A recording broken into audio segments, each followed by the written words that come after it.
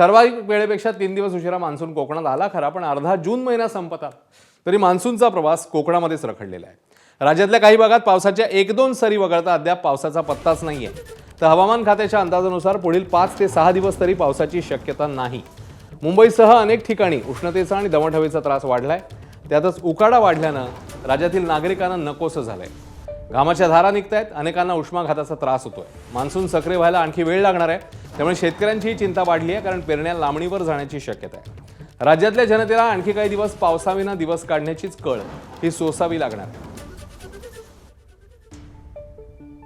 या वर्षीचा जो पाऊस आहे तो सरासरीच्या 90% इतकाच पडण्याचे चान्सेस आहेत आणि त्याचं मुख्य कारण म्हणजे एल निनोचा प्रभाव आपल्या मान्सूनवर असणार आहे। या वर्षीचा जो मान्सून आहे त्याचा मान्सूनचा जो पाऊस आहे तो आपल्याकडे कमी पडण्याचे चान्सेस नक्कीच आहेत। मान्सून दक्षिण तळ कोकणात आणि दक्षिण मध्य महाराष्ट्रातील काही 2-4 डिस्ट्रिक्ट्समध्येच पोहोचलेला आहे। मान्सून महाराष्ट्रामध्ये पुढे सरकण्यासाठी वातावरण अनुकूल नाहीये। जो काही पाऊस पडतोय तो वादळी स्वरूपाचा आहे किंवा मग पूर्वमोसमी पाऊस आहे।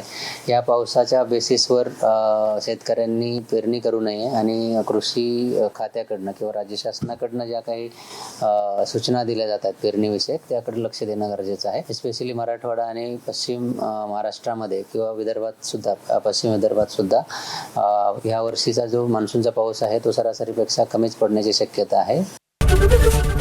एबीपी माझा, उघडा डोळे बघा नीट।